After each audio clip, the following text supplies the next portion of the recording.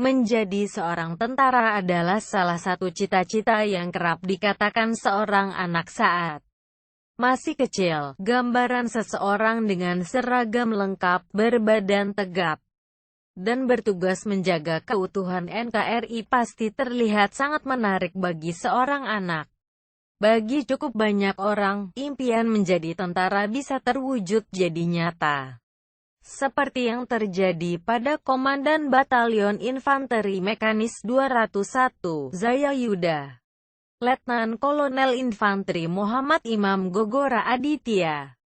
Kepada Kerja, Letkol Gogor menuturkan bagaimana dirinya memulai karir di dunia militer hingga menjadi anggota pasukan pengawal presiden dan kini sebagai komandan batalion. Meski awalnya tak disetujui ibundanya sendiri. Di mana Anda lahir? Saya lahir di Kediri, 16 Februari 1977, 38 tahun yang lalu. Apakah ada kebiasaan kecil yang masih Anda lakukan hingga sekarang? Kebiasaan waktu kecil, saya ini dari kecil sepertinya tidak pernah mempunyai hobi yang cukup menarik. Paling waktu kecil sering main panas-panasan. Tapi kalau tentang makanan yang dari kecil hingga sekarang pasti akan saya makan itu ada. Dari kecil, saya senang sekali makan nasi putih hangat. Lauknya cukup dengan kerupuk dan kecap saja. Itu saja. Dari dulu kalau makan dengan lauk seperti itu saya malah bisa habis hingga 2 piring. Bagaimana Anda memulai kegiatan Anda setiap harinya? Kalau setiap pagi, biasanya saya bangun untuk menunaikan ibadah sholat subuh bersama istri. Setelah itu rapi-rapi sebentar, lalu biasanya saya lari minimal sekitar 5 kilometer setiap harinya. Apalagi sekarang posisi saya di batalion, sekalian saja ikut lari bersama pasukan. Biasanya sih senam dulu, baru kemudian lari. Coffee or tea? I prefer to choose mineral water. Saya sama sekali tidak pernah minum kopi atau teh di pagi hari. Setiap bangun tidur pasti langsung minum air putih. Biasanya saya baru minum teh atau kopi setelah saya lari pagi. Itu juga kalau memang kebetulan sudah dibuatkan di ruangan saya. Apakah Anda memiliki hobi? Hobi, karena tidak pernah terlalu menyukai sesuatu secara khusus. Sepertinya saya tidak pernah punya hobi yang juga spesifik. Paling sekarang ini saya senang lari, lalu juga sedang mendalami dunia menembak dengan senapan. Kalau memang sedang ada kesempatan mengunjungi negara lain, saya kerap membeli kaos dari Hard Rock Cafe saja. Kalau membaca atau nonton, membaca buku dulu saya suka, tapi sekarang tidak. Kalau nonton, lumayan senang juga. Saya suka film-film seperti Matrix, Seven Trilogy, dan Mission Impossible. Bagaimana Anda menghabiskan akhir pekan? Saya ini sebenarnya termasuk orang rumahan, tidak begitu suka keluar rumah. Jadi kalau weekend paling di rumah. Kalau istri saya Irma sedang sempat memasak, ya kami makan bersama di rumah. Kalau memang sedang ingin keluar, biasanya kami nonton atau makan. Justru biasanya saya selalu menyediakan waktu untuk keluar bersama istri saya di hari kerja. Karena jam kerja kami membuat kami hanya bisa bertemu di malam hari. Setelah ia pulang kantor dan saya selesai bekerja di batalion, biasanya saya menyediakan waktu untuk minimal keluar makan bersama dengannya. Paling hanya sekadar makan di angkringan atau restoran ayam kremes yang posisinya tidak terlalu jauh dari batalion. Biasanya dari hari ke hari, kami keluar makan paling tidak selama 3 hari. Bisa ceritakan tentang latar belakang pendidikan Anda? Sampai SMP saya sekolah di Kediri. Setelah itu SMA saya sekolah ke Magelang di SMA Taruna Nusantara. Saya adalah murid SMA Taruna Nusantara Angkatan ketiga. Kenapa Taruna Nusantara? Karena saya dari dulu memang ingin sekali menjadi seorang tentara. Jadi itulah alasan kuat saya masuk SMA Taruna Nusantara. Saat itu saya berpikir bahwa akan lebih mudah masuk ke akademi militer jika saya adalah lulusan dari SMA Taruna Nusantara dibanding saya masuk di SMA biasa. Karena selain lokasinya yang memang dekat dengan akademi militer, di SMA Taruna Nusantara sendiri juga kami memang sudah dididik semi militer. Jadi tahun 1992, saya masuk di SMA Taruna Nusantara, lalu lulus di tahun 1995. Selesai dari SMA Taruna Nusantara, saya masuk di Akademi Militer selama 3,5 tahun dan selesai pendidikan di akhir tahun 1998. Saat itu status lulusan Akademi Militer itu sejajar dengan D4 namun belum ada gelar sarjananya. Seperti sekarang, sejak lulus di tahun 1998. Maka total sudah sekitar 17 tahun masa dinas yang saya jalankan. Kalau di bidang pendidikan militer, setelah akademi militer, saya mengikuti kursus yang namanya kursus kecabangan. Jadi seorang perwira letnan 2 itu harus punya kecabangan. Dan kebetulan kecabangan yang saya ambil itu infanteri. Nah, saat itu saya harus bersekolah lagi di sekolah infanteri. Di Pusat Pendidikan Infanteri, Pusdikif, di Bandung selama 9 bulan. Setelah itu saya masuk di Kesatuan Komando Cadangan Strategis Angkatan Darat, Kostrad. Awalnya saya berpikir akan ditempatkan di salah satu brigade Kostrad yang ada di Pulau Jawa. Tapi ternyata Kostrad itu masih memiliki satu brigade di luar Pulau Jawa. Lokasinya jauh dari Makassar masih sekitar 45 km. Nama daerahnya Karyango. Di sana saya bertugas sekitar 9-10 tahun. Setelah penugasan di Karyango, untuk bisa naik ke jabatan mayor, saya harus kembali sekolah di Sekolah Lanjutan Perwira Selapa. Karena kalau tidak menjalani selapa, kenaikan pangkat hanya bisa sampai kapten, tidak bisa ke pangkat mayor. Sebelum selapa itu saya menjalani 2 kali tes. Tes pertama saya gagal, karena faktor kuota. Lalu tahun kedua saya berhasil masuk selapa dengan penempatan di Yogyakarta pada tahun 2009. Sampai setelah kejadian meletusnya Gunung Merapi di tahun 2010. Saya kemudian pindah ke Magelang. Saat di Yogyakarta saya menjadi seorang perwira seksi pembina perlawanan wilayah, PASI. Binwanwil, atau dikenal juga dengan perwira seksi pembina ketahanan wilayah, PASI Bintahwil. Kami mengurus tentang potensi-potensi keamanan daerah yang rawan perang. Setelah itu tahun 2010, saya pindah menjadi Wakil Komandan Komando Pendidikan Jurusan Wadan Dodikjur di Magelang. Itu juga merupakan bagian dari pendidikan selapa yang sedang saya jalani. Saya menghabiskan waktu sekitar 6 bulan di Dodikjur. Lalu saya menjalani pendidikan sekolah staf dan komando, Sesko, di Bandung. Jadi seorang perwira untuk bisa naik dari pangkat mayor ke letnan kolonel. Kami perwira harus menjalani pendidikan Sesko di Bandung. Nah, pendidikan Sesko ini yang berat. Pendidikan ini kerap menjadi momok menjadi para perwira TNI. Karena pendidikan dan juga ujiannya benar-benar berat sekali. Tapi alhamdulillah saya diberikan kemudahan. Saat saya ditempatkan menjadi seorang wadan di Dodikjur, teman-teman yang lain jabatannya sudah lebih elit. Menjadi wadan Yonif Batalion Infanteri, misalnya. Belum pernah ada sejarahnya seorang perwira akmil itu menjadi wadan di Dodikjur.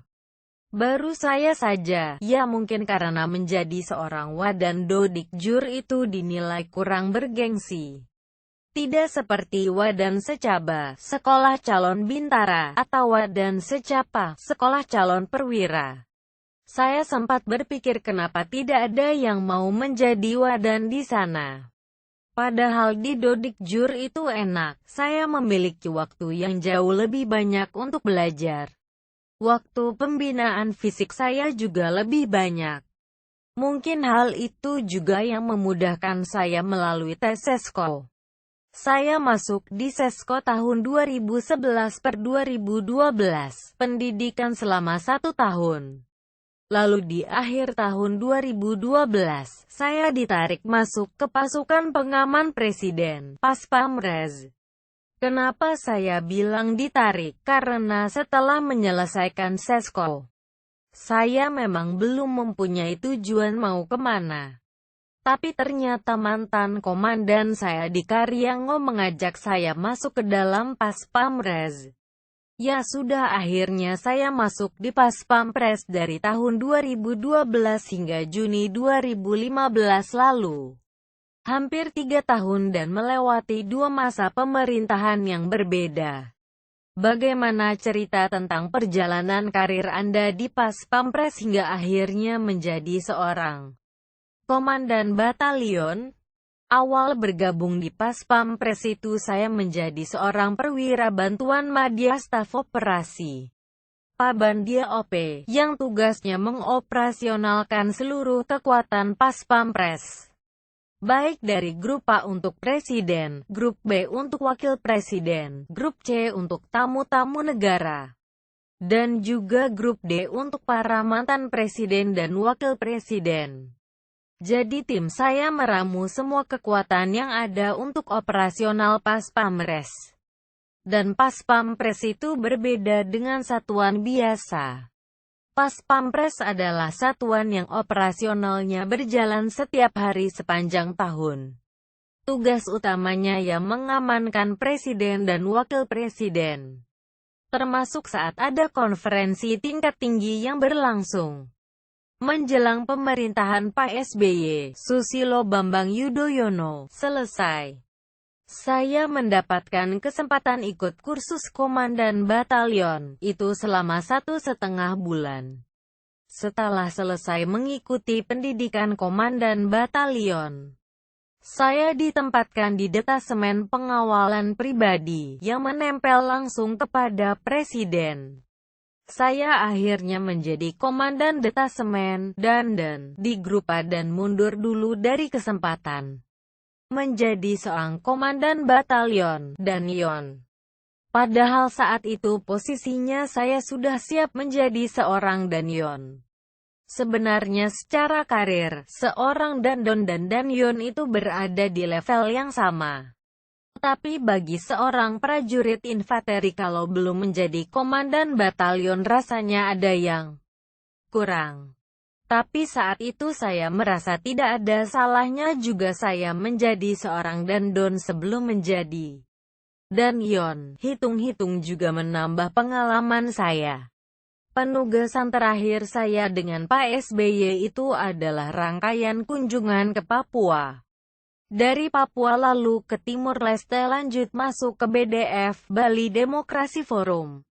Itu tugas terakhir saya dengan Pak SBY. Setelah itu saya sudah disiapkan untuk menjadi dan siapapun kandidat presiden baru yang menang. Pada waktu itu antara Pak Jokowi atau Pak Prabowo. Saya salah satu dari 4 dandem yang ada. 4 dandan ini akan dibagi menjadi 2, satu tim ditempatkan bersama dengan Grup A. Dengan presiden baru, satu tim ditempatkan dengan mantan presiden. Saya seharusnya bergabung dengan Grup A. Tapi di lapangan saya sempat harus tetap menempel dengan tim lama yaitu dengan Pak SBY. Saat saya berangkat ke Papua, ternyata Pak Jokowi ditetapkan oleh KPU sebagai presiden yang baru, sehingga tim yang satu lagi harus segera naik. Sementara tim yang harusnya menggantikan saya juga sedang mengawal Pak SBY. Akhirnya tim baru dipegang oleh seorang perwira baru. Sementara saya masih terus mengawal tim Pak SBY hingga BDF. Selesai dari BDF baru saya terjun ke tim presiden baru, mengawal Pak Jokowi. Setelah itu, saya lanjut bertugas di grup A terus sampai pelantikan di bulan Oktober 2014. Saya bertugas dengan Pak Jokowi hingga bulan Juni. Tapi posisinya sebenarnya saya sudah mendapat surat keputusan SKET untuk menjadi komandan batalion di Batalion Infanteri Mekanis 201 Zayayuda. Tapi saya sempat tertahan karena belum ada yang menggantikan saya menjadi dandon di grup A. Akhirnya saya sempat mangkir selama 2 bulan dari jabatan komandan batalion. Tugas terakhir saya dengan Pak Jokowi adalah saat pernikahan Mas Gibran, anak Jokowi, Red. Selesai acara saya pamit kepada Bapak Jokowi, lalu serah terima jabatan di sini pada tanggal 26 Juni 2015. Hingga sekarang saya pun akhirnya bertugas menjadi komandan batalion di Batalion Infanteri Mekanis 201 Zayayuda. Di antara semua profesi yang ada, kenapa Anda memilih menjadi seorang tentara? Dulu sejak kecil, saat saya ditanya oleh kakek, mau jadi apa, Le? Jawaban saya selalu menjadi tentara. Saya juga tidak tahu mendapat keinginan menjadi tentara itu dari mana. Di kampung saya di Kediri memang ada Batalion 521. Tapi posisi rumah saya juga jauh dari batalion. Saya juga tidak hidup di lingkungan tentara. Karena sejauh yang saya tahu belum ada tetangga saya yang menjadi seorang prajurit. Sebenarnya jawaban saya itu sempat membuat ibu saya gelisah. Beliau menganggap bahwa jawaban tersebut hanya bunga masa kecil saya saja. Seiring berjalannya waktu pasti keinginan tersebut akan berubah. Tapi masuk kelas 6 SD saya masih ngotot ingin menjadi tentara.